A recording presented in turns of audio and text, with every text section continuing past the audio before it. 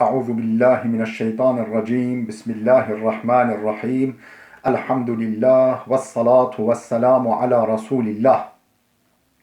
Değerli arkadaşlar, Doktor Ziya Tacuddin'in Han'den Sath-ı Mutavassıt adlı eserinden Farsça dersimizin 16.sını yapmak üzere birlikteyiz. Kitabımızın tam adı Han'den Sath-ı Mutavassıt Amuziş Zeban Farsi ve Gayri Farsi Zebanha.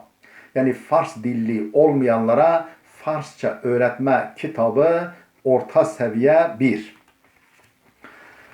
Derse şanzdahum. Derse şanzdahum 16. ders. Bir parça veriyor bu ders. Diğer derslerimizde olduğu gibi onu okuyup tercüme edeceğiz. Ondan sonra parça ile ilgili alıştırmaları çözeceğiz beraber. Habe Nergis. Nergiz'in uykusu. Habe Nergis. Nergiz'in uykusu.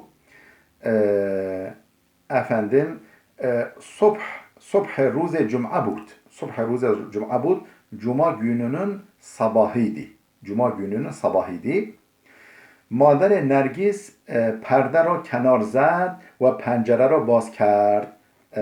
Efendim Mader Nergis, Nergis'in annesi, Nergis isimli kızcağızın annesi perde ra kenar zed, perdeyi kenara çekti, perdeyi çekti, açtı ve pencere ra baz kerd ve pencereyi açtı. Perdeyi kenara çekti, pencereyi açtı hava alsın diye. Lebxendi zed, gülümsedi ve gofт, dedi ki imruz hava hayli خوب است. Bugün hava hayli güzel, çok güzel. Ba'd gofт, sonra dedi ki Nergis bidar şev, Nergis uyan, saat 8 است, saat 8'dir. Bayet be khane baba buzurg bravim, biz büyük babanın yani dedenin evine gitmeliyiz. Bayet be khane baba buzurg bravim, büyük babanın dedenin evine gitmeliyiz.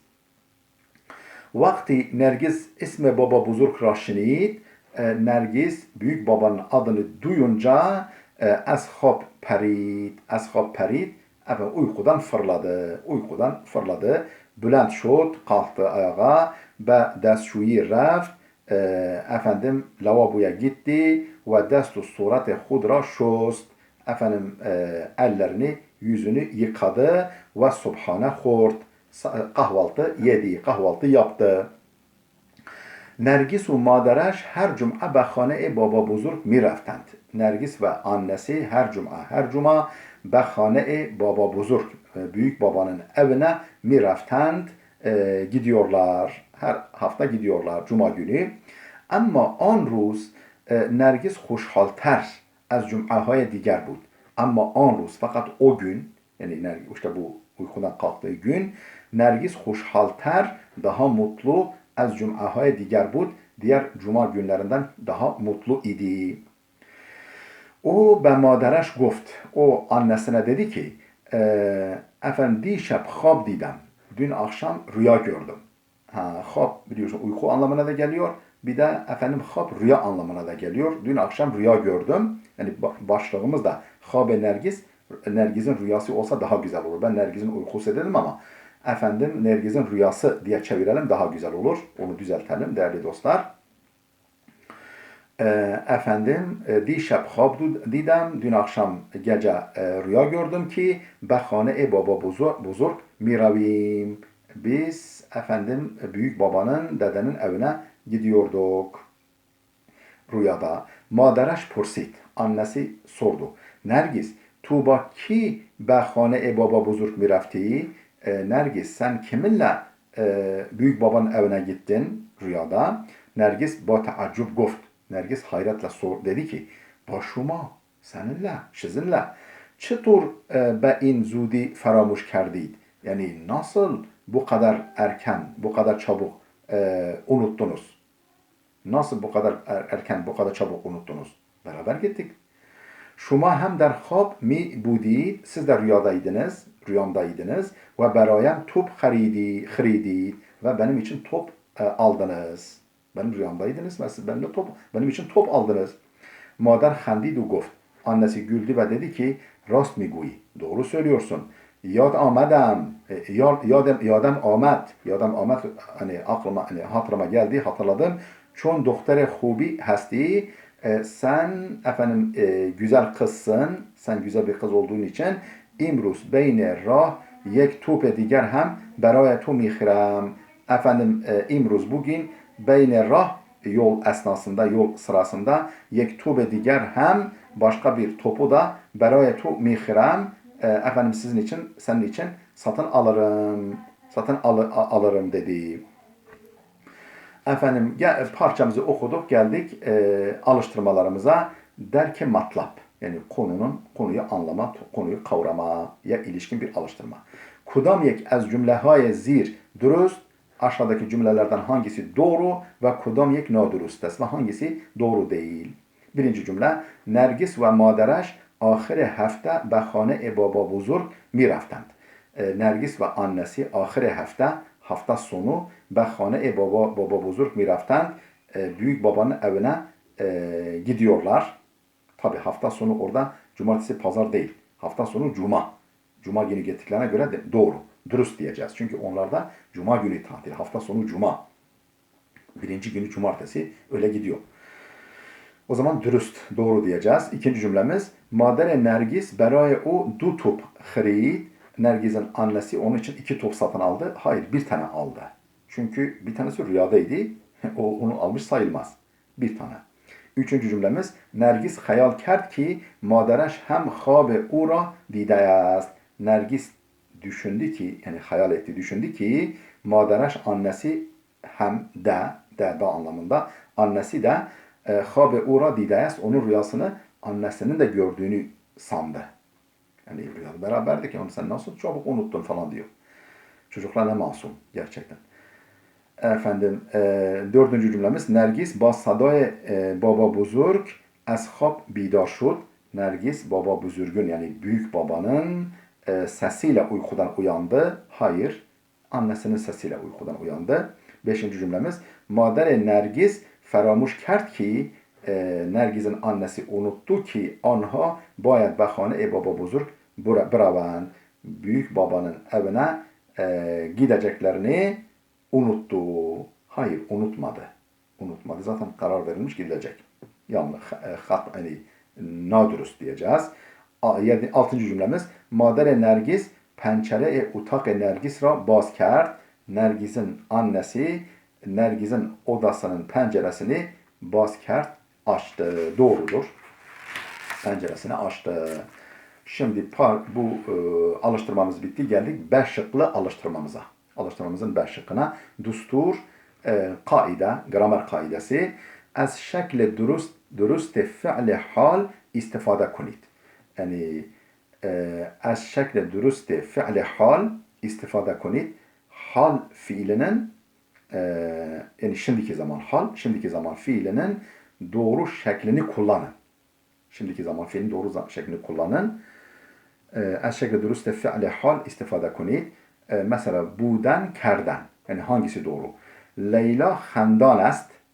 Xendan est. Leyla yani budenden est. Yani Leyla gülüyordur. Yani gülmektedir. Xendan est. Gülmektedir. Leyla xende mikunet. Leyla gülüyor. Leyla gülmektedir şu anda. Leyla gülüyor. Yani Leyla gülendir, Leyla gülüyor diyeceğiz.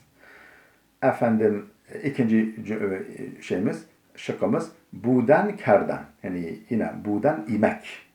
İmek, yani olmak anlamında. Kerden yapmak. Perviz ve husrev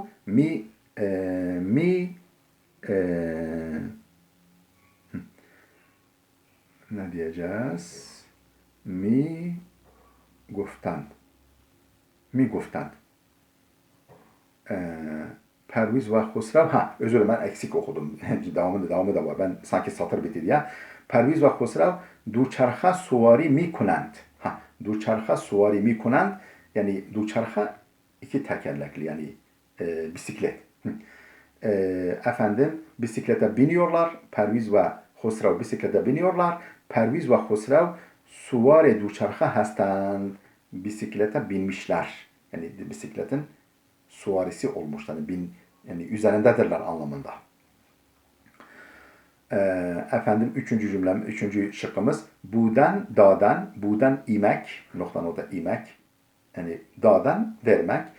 Tu muallim hasti, sen öğretmensin. Tu ders midehi, sen ders veriyorsun. Dördüncü şıkkımız buden, yine olmak, kerden yapmak, o imek yapmak. Hane-i ma der şehri mukaddes meşhed est. Hane-i ma bizim evimiz. Der şehri mukaddes meşhed est. Meşhed mukaddes şehrindedir. Yani mukaddes şehir olan Meşhed'dedir. Meşhed. Bu İmam Rıza'nın türbesinin bulunduğu Meşhed. İran'ın güzel şehirlerinden, tarihi şehirlerinden bir tanesi. Efendim, Hane-i ma der şehri mukaddes Meşhed est. Ma der şehri mukaddes Meşhed zindagi mikunیم. Biz mukaddes Meşhed şehrinde yaşıyoruz. Beşinci şıkkımız buden, yine imek, bariden yağmak. Hava barani est. Hava yağmurludur. Baran mibaret. Yağmur yağıyor. Altıncı şıkkımız buden daştan. Buden yani imek, daştan olmak. Men şebih pederem hestem. Ben babama benziyorum. Ben babama benzeriyim.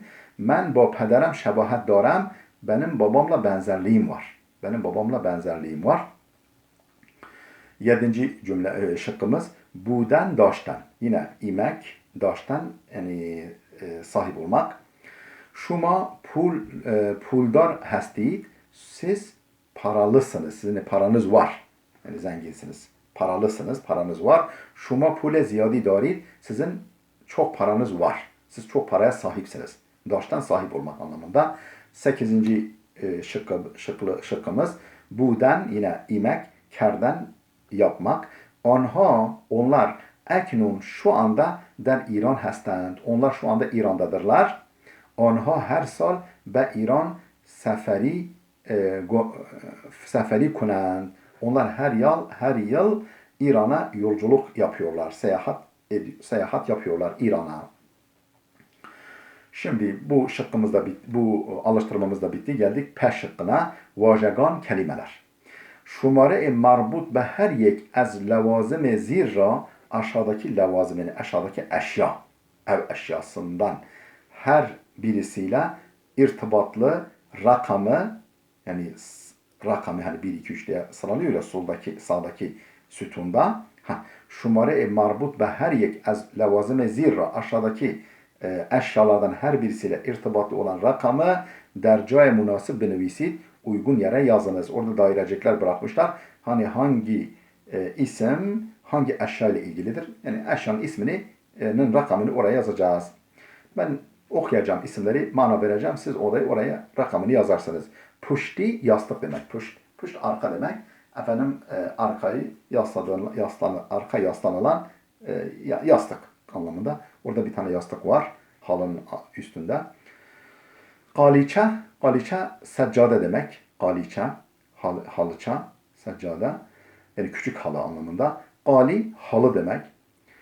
Bukhari, efendim soba demek. Perde demek. Çerah, lamba demek. Duvarda duruyor. Tablo demek.